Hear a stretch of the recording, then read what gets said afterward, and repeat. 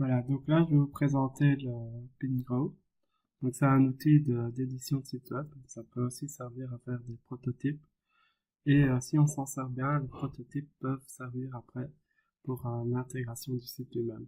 Donc, en gros, il ne reste plus que le code à faire. Enfin, c'est jamais parfait, mais il y a moyen d'être assez proche. Donc, ici, on a quelques options d'ouverture. Donc, je vais créer un nouveau projet. On peut choisir le framework qu'on va utiliser. Donc ça va de Bootstrap à AngularJS. Donc ça supporte aussi le JS. Alors je vais prendre Bootstrap parce que Bootstrap est déjà encore plus intégré que par exemple du HTML simple. Mais on peut prendre du HTML simple. C'est juste que je vais vous montrer les fonctionnalités qui en plus grâce à Bootstrap.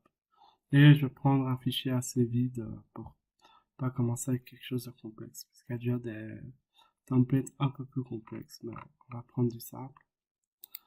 Voilà. Donc ici, ça nous a chargé une page qui est blanche parce qu'on n'a encore rien fait évidemment. Donc je vais enregistrer ça pour en faire un projet. Voilà.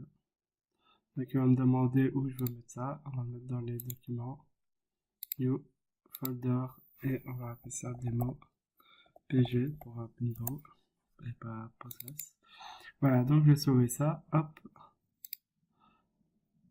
il est sauvé. Il me demande si ouvrir le dossier comme projet. Je dis oui. Donc là, je viens de créer un projet avec une page vide. Donc, il y a trois parties. Il y a le volet de gauche, la zone d'édition et le ou les volets de droite. Donc, ici, on a l'arborescence qui correspond au code HTML. Oui, évidemment, non. Ça, je vais. Ok. Donc, en fait, c'est parce qu'on peut soit afficher le code source ou le code généré. Donc là, c'est le code source. Pour chaque élément, on peut afficher le vrai code source. Donc, on a page edit code, ok, attendez, j'ai pas lu comme il faut.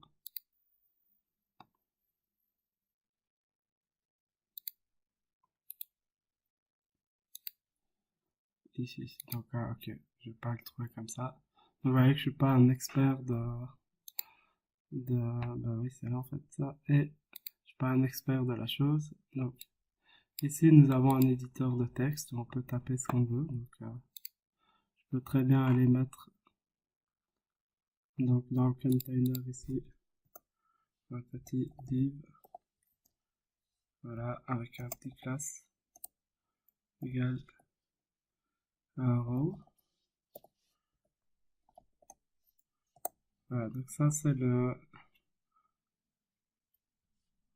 ok, ça c'est l'expérience classique d'édition du texte. Voilà, où je peux indenter comme je veux. Alors bon, ce qui est dommage, c'est qu'il supporte pas Emmet. Donc Emmet, c'est le fait de pouvoir faire ça, suivi de tab, et alors il crée automatiquement un élément avec la classe que j'ai mis. Mais là on l'a pas, mais c'est pas, voilà, important pour ce qu'on fait. Et là je peux faire MD5. Alors, si je regarde ici, ah, ça n'a rien fait, ok.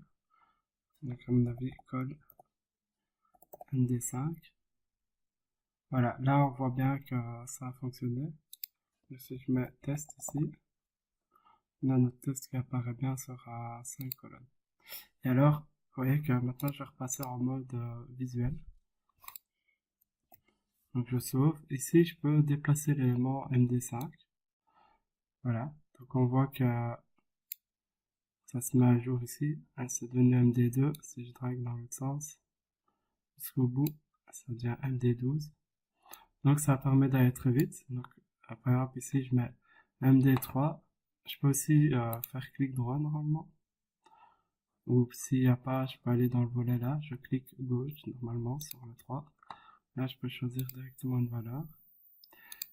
Ce qui veut dire que je peux aussi, par exemple, simplement venir dans l'arbre et faire duplicate. Là, j'ai deux colonnes, MD6. Donc voilà, donc très vite, je peux faire ce que je veux. Ici, pareil, je veux réduire la colonne, voilà, hop, je fais ça, boum. Je mets là, par exemple, MD3, MD6 et on va ajouter encore un MD3. Là, il n'est pas à la bonne place, donc j'aimerais mettre celui-là après l'autre. Il suffit de glisser et de lâcher, et voilà, on a les 3 colonnes comme on veut. Évidemment, s'il y avait que ça, ce serait pas top top. Enfin, c'est déjà pas mal, hein, mais bon, il y a mieux.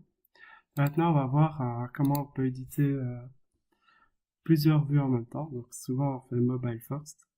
Donc là, c'est ce que je vais faire. Je vais éditer pour le mobile. Donc, je vais changer ici en XS. Donc ça, c'est la vue mobile. Et je vais ajouter un large. Voilà, voilà. Donc ici, la vue a été redimensionnée.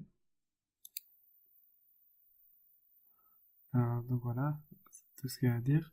Donc on a deux vues. La vue téléphone où ça se stack bien et la vue où ça reste en ligne. Pour simplifier, je vais mettre un peu de texte là-dedans.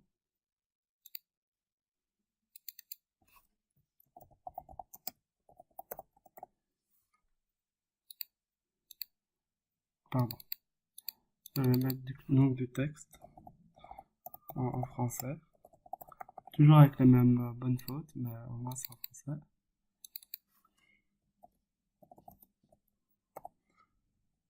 Voilà, hop. Et ici, on va l'appeler troisième colonne. Alors, je fais ça, c'est pour...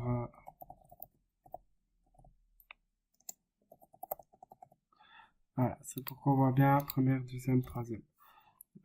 Donc, on va faire par exemple que en vue médium, on inverse les deux premières, pourquoi pas. Donc, je vais prendre la vue médium et on va ajouter ça. Voilà. Donc, ici, on va mettre MD. Voilà. Donc, là, j'ai toutes mes vues.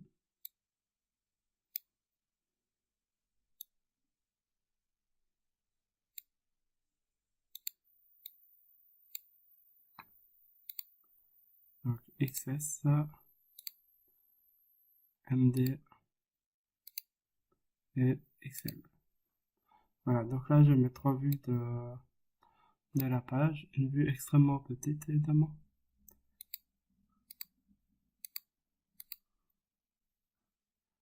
Je vais faire ça. Donc là, j'ai mis à 100%.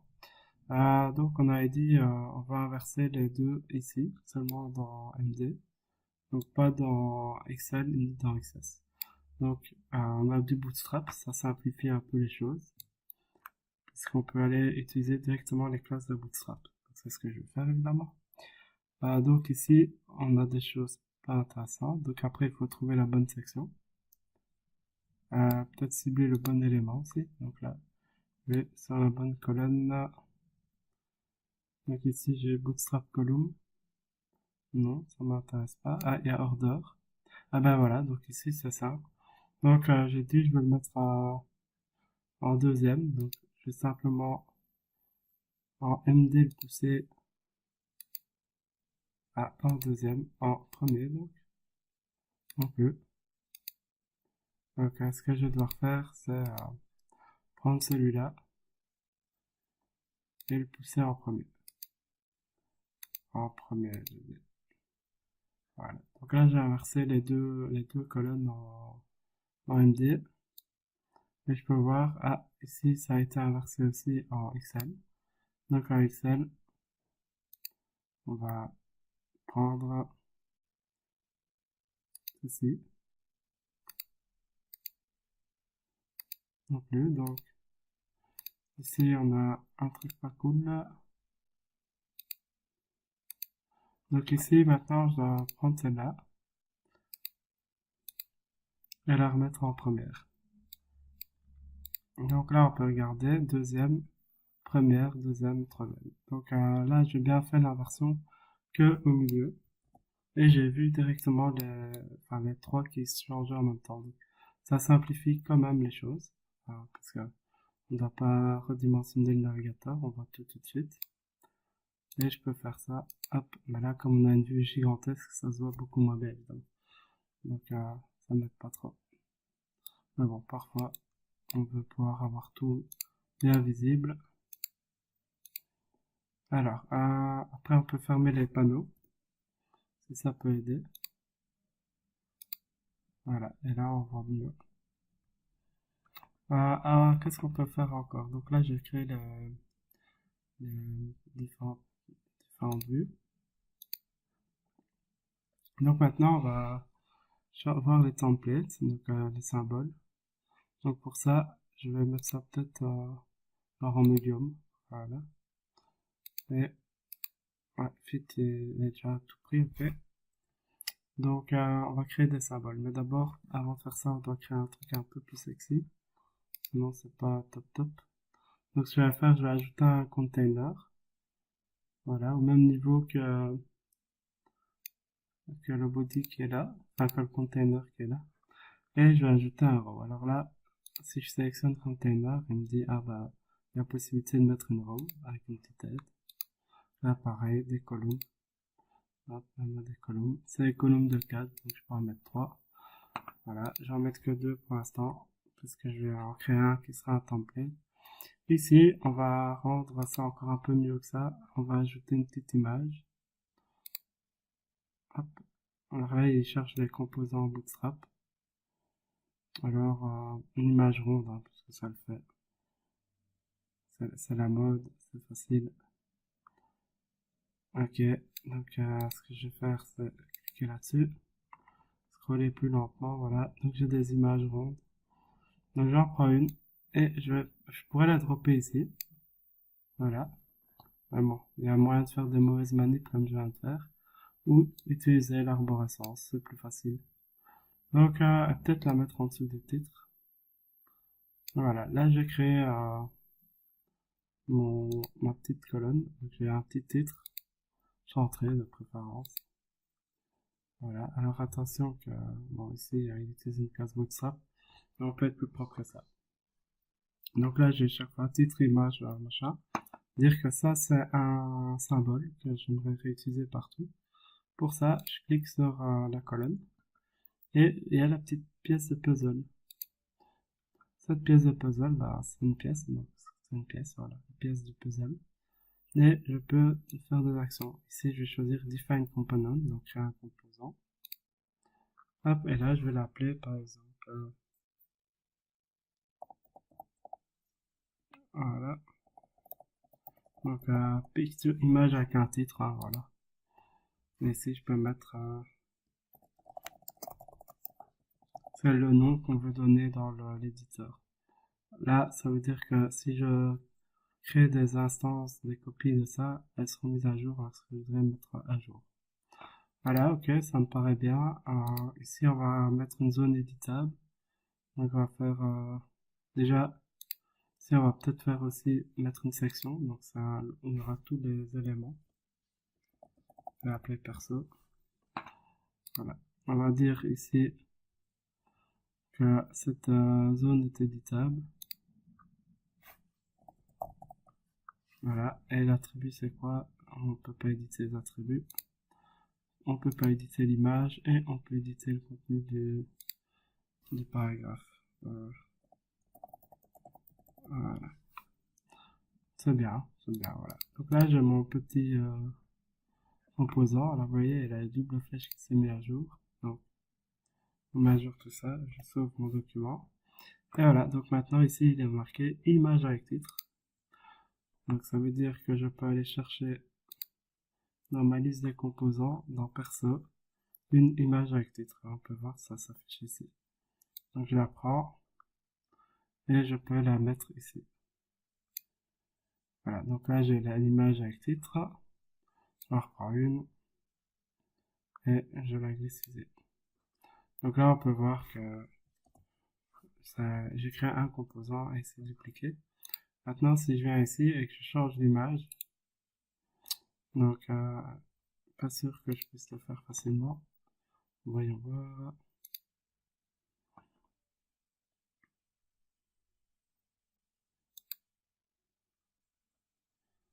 Là, ils veulent, là, on peut mettre un petit papillon.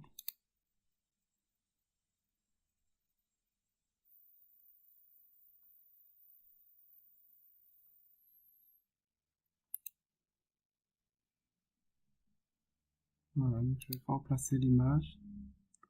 Ouf, ça fait mal là.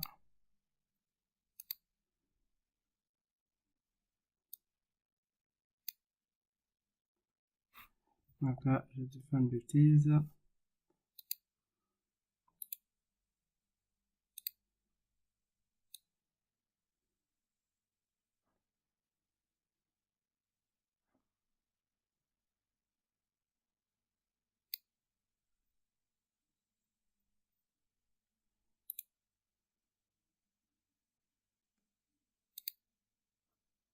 Ok, donc là, je vais essayer de remplacer l'image ici. Ça va pas trop aimer. Si je mets à jour, bam, j'ai tout pété. Donc, après, on peut corriger ça.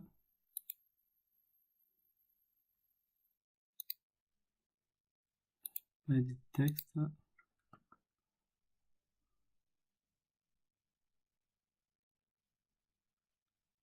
Je pense que c'est parce qu'elle est plus grande, elle est trop grande. Donc, ce que je vais faire, c'est que je vais aller activer une option. Donc, une option de Bootstrap, encore une fois. Donc ici, on a fluide, bim, et fluide resize l'image par rapport au contenu. Donc, pas au conteneur, pardon. Et là, je réactualise et j'ai tout réglé. Donc voilà, donc là, on voit que ça propage assez bien. Évidemment, si je change le titre qui est ici,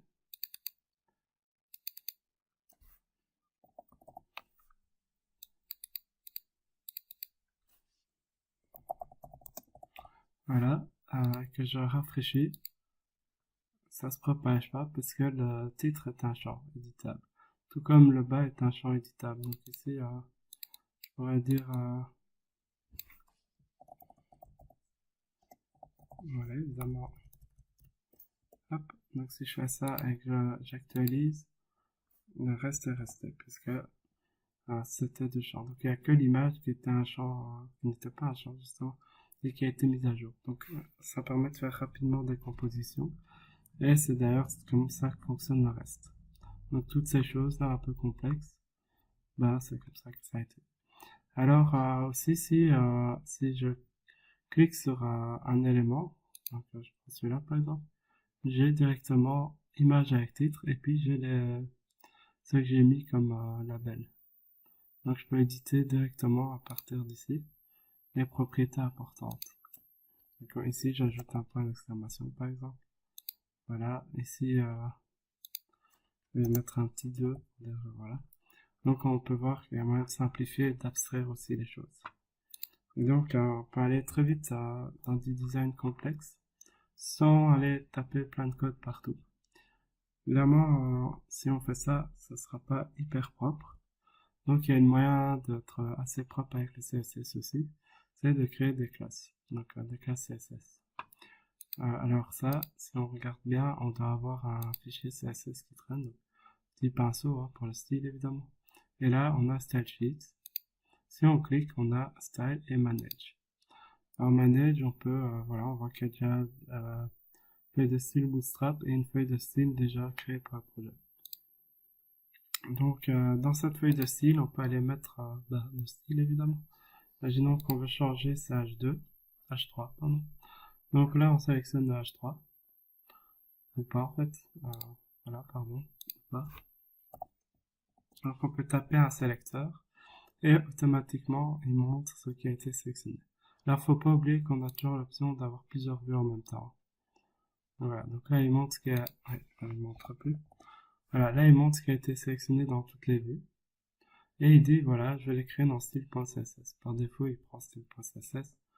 Donc c'est bien. On peut mettre une pseudo-classe. Voilà, donc h3over. On va créer ça, hop. Il me dit oui, ok, il veut être sûr.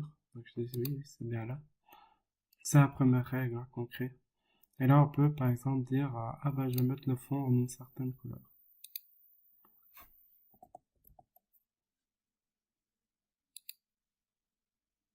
Voilà, je vais commencer par du rouge.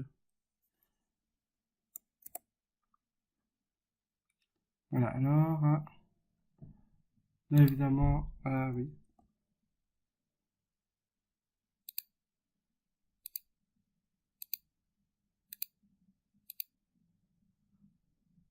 Ok, donc là, il y a un truc bizarre.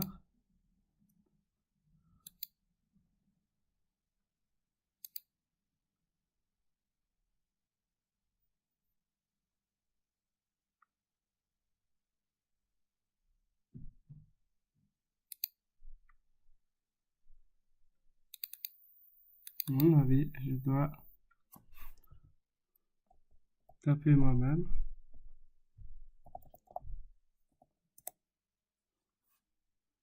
Voilà. Donc, je vais taper l'over à moi-même. Donc voilà, donc là, on peut voir qu'il met bien à jour. Évidemment, l'over ne se fait que dans une fenêtre à la fois. Donc là, il va pas répercuter le changement partout. Par contre, comme vous avez vu, si je recrée une nouvelle règle normale,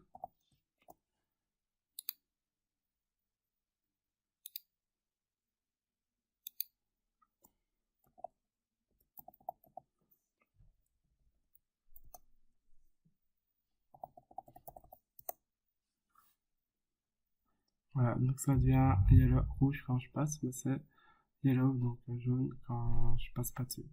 D'abord, vous voyez qu'il y a un petit carré, donc si on clique, on a le petit sélecteur où on peut aller changer les couleurs. Là, pour mettre un beau vert kaki. Là, voilà, c'est joli. Et donc, pareil, ça se met à jour partout en même temps. Donc, c'est quand même assez puissant. Il y a également tout ce qui est les Flex Container. Donc, ça permet aussi d'utiliser ça rapidement et de tester rapidement. Juste en quelques clics, tester comment ça se passe.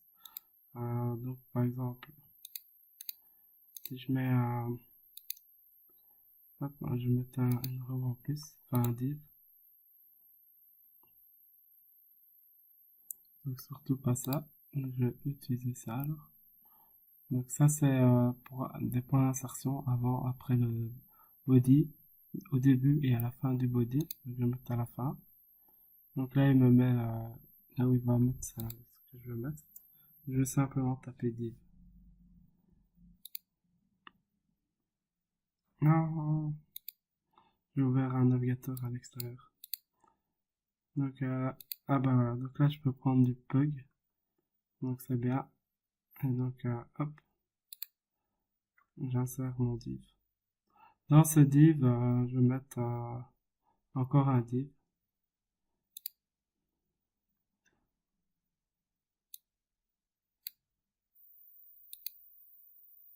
Voilà, donc là, j'ai un div. Je vais cloner ce div là. Voilà. Donc là, j'ai deux divs. Donc je peux les nommer, par exemple, pour voir ce qui se passe. Donc là, ça fait rien parce que je tape dans le vide.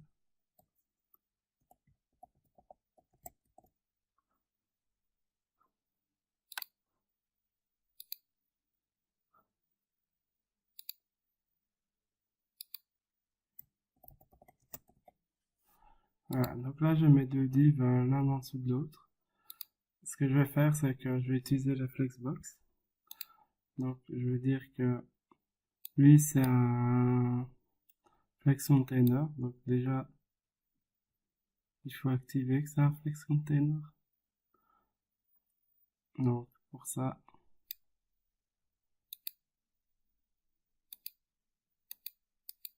est-ce qu'on peut... Ah non, donc il faut bien le display flex.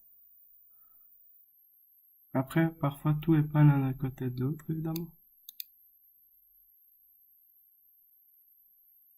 Il y a flex, voilà, bim. Donc, maintenant, si je redescends, je peux inverser l'ordre des divs grâce au flex. Donc, c'est plutôt pas mal. On peut aussi les voilà donc centrer. Donc c'est par rapport au sens où ils vont. Donc ici enfin par rapport en Alex. Donc on peut choisir différents alignements. Je peux aussi, si je reprends gauche-droite par exemple, je peux dire bah je veux des trous au centre. Enfin, donc en cliquant on peut voir très vite les effets. Donc là c'est les espacements qui sont égaux. Voilà, donc on peut assez vite se rendre compte des effets du flex. Savoir qu'il est en train de se mettre à jour aussi dans l'autre page ici. Donc les deux sont synchronisés évidemment. Donc il y a moyen de faire toute la page sans bootstrap, juste en utilisant des flex et en utilisant ce qui est ici. Donc c'est pas mal parce que ça peut aller vite aussi pour choisir les bonnes combinaisons et expérimenter. Voilà, donc il y a beaucoup, c'est vrai, mais évidemment la plupart des choses sont assez basiques. Hein. Les dimensions, les marges, les margines, c'est du CSS de base, quoi.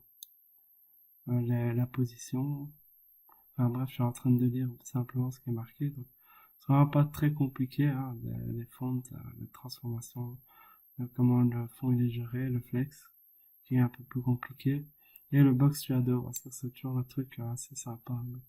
On clique, hop, et alors on peut dire voilà, je veux une petite ombre, hop, mais là c'est une bonne ombre sur le gros bloc, hein. Puis la distance, elle me proposera donc peut-être pas autant. Allez.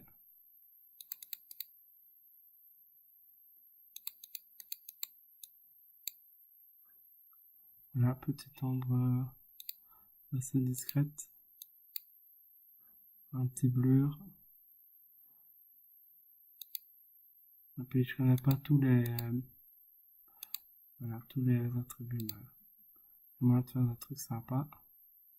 Bon après ici c'est pas top top, mais voilà, il y a moyen de faire des petites ombres et tout ça. Il faut juste passer du temps évidemment. Question de goût aussi. On peut faire des trucs, voilà, il y a des gens ils aiment bien ça. Donc on peut on peut mettre des ombres aussi sur le texte, mais bon, c'est pas ce qu'il y a de mieux. Donc, voilà, text shadow, hein, tac. Ça pareil, on met un petit peu, je vais taper ici 1, peut-être 2, 3, hop. Peut-être changer la couleur. Voilà, je vois pas grand chose d'effet. Car c'est probablement pas les bons paramètres. On peut mettre plusieurs ombres. Donc, voilà, donc ça peut être pas mal.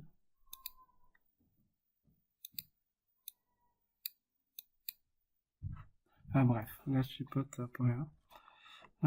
Donc les transitions. Donc on peut choisir les propriétés. Donc ici c'est peut-être pas la meilleure. On va mettre font size, duration. Voilà, la fonction de easing éditable et le délai. Donc d'abord ici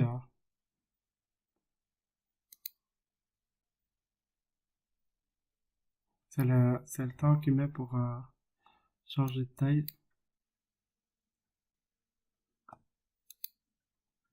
Mais là j'ai pas mis de. Attends, on va tester un truc du coup. On va mettre une font size.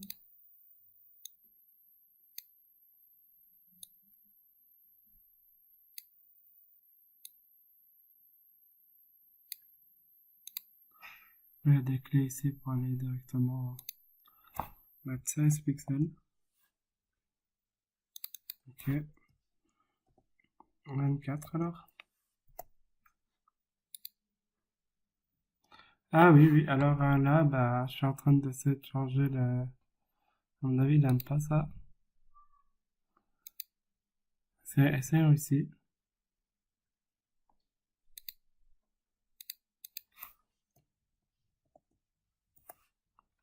Ok, donc là, ce qui se passe, c'est que, à mon avis, Bootstrap est en train de surcharger la feuille de style. Ça, c'est fort possible. Ou j'ai pas mis l'unité, et donc il s'en fout, quoi.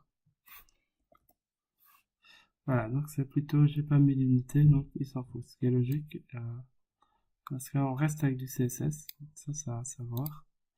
Donc je vais quand même retenter le coup de la transition. Donc on a edit font size, duration. On va prendre, voilà, is, c'est bien, delay, pas de delay, on sauve. Je vais rafraîchir la page. Voilà, mais là, comme il est déjà en cette taille-là, il fait pas son easing, quoi. Donc, ce qu'il faudrait, c'est que quand on est en over, ça c'est intéressant, donc, quand on est en over, il change de taille. Alors, je vais recycler ici, parce que là, j'ai un over aussi. Donc, j'ai les deux. Donc, ce que je vais faire, c'est que je vais ajouter de la font size.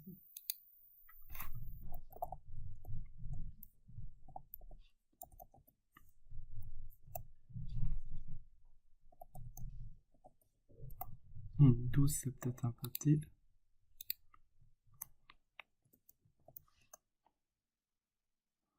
Voilà, et over,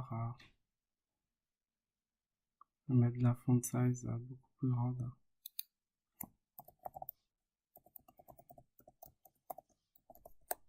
Voilà, donc là, on a bien... donc, quand on passe, ça fait ça. Et on va ajouter notre petite touche, une petite touche de easing, transition, bim, reparti.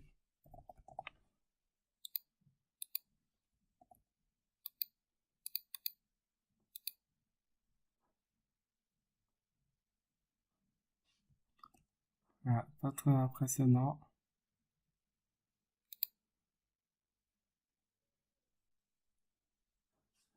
Alors, peut-être que c'est parce que je ne comprends pas elle fait mal, quoi. Donc, ce qu'on va faire, c'est peut-être changer ce 1 en 1000.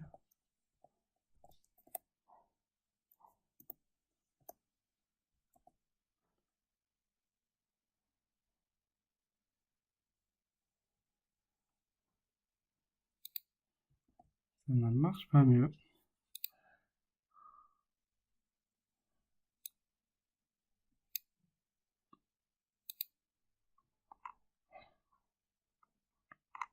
Donc, voilà. Donc, après,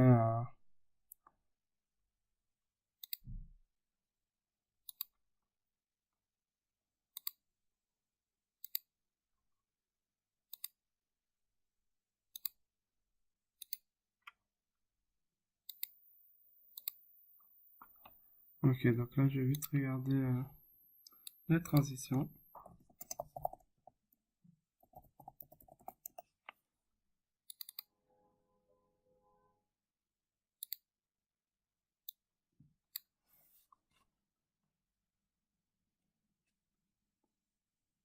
Ah bah voilà. Donc, encore une fois, pas d'unité, hein, donc c'est deux trucs que j'utilise pas trop souvent. J'ai utilisé ça sur mon site, mais pas plus que ça. Donc, on va reprendre la transition. Over, hop, celui-là, bim, add transition, property, font size, duration 2 secondes, 1 seconde du coup, un timing thing. Voilà, donc là on a bien la transition qui va bien. Et là on peut choisir par exemple l'inverse. Donc là on peut s'amuser avec les course de Bézier. Hop, is in the out. Voilà. Donc là, on va démarrer et à s'arrêter. Voilà. Donc une fois que c'est fait, là, si je clique là, il va... Ah oui, non, là, il va pas défaire parce que c'est une feuille de style à part. Donc, et ça fait pas partie du composant lui-même. Voilà, là, on a notre effet sur tout le H3. Sauf le premier. Parce que le premier, j'ai dû faire un truc en dur. Ouais, c'est intéressant parce qu'on a un petit bug ici. Donc, il faut deviner ce qui s'est passé. Voilà, ici, si on regarde, on a la...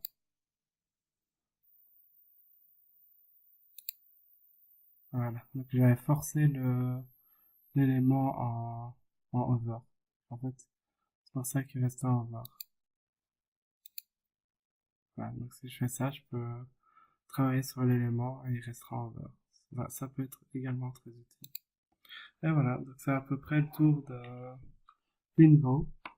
Donc il y a vraiment moyen de faire plein de choses sans aller trop dans les détails. Après, le danger, c'est de faire un CSS tout crasse. Mais comme vous avez vu ici, on peut créer des styles, des classes, des règles. Comme du CSS classique, on a des petits helpers qui vont bien. Donc, si on est organisé, c'est faisable. Voilà, j'espère que ça vous sera utile dans votre décision de l'outil.